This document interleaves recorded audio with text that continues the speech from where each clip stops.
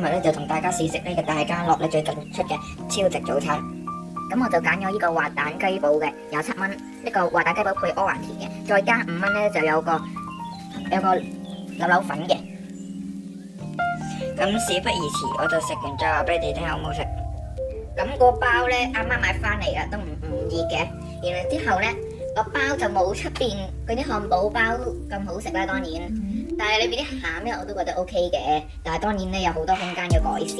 咁咧我覺得27蚊咧買呢個包咧都其實叫抵嘅，性價比高。咁啱啱就食完個漢堡包啦，食下咧原來咧有幾粒粟米嘅，係幾粒粟米咁大把嘅啫喎嚇。咁咧而家咧就食個通粉喎，我哋就睇下個味道如何。咁呢個通粉咧，我啱啱買嘅時候咧，佢都熱熱地嘅，而家都盡保持到個熱度嘅。咁味道咧就 OK 啦，一般嘅通粉水準啦，咁就唔係特別好食嘅。咁總括嚟講啦，呢餐早餐咧就總共係30蚊嘅。咁咧性價比都高嘅，但不過咧好唔好食啊就另外一回事啦。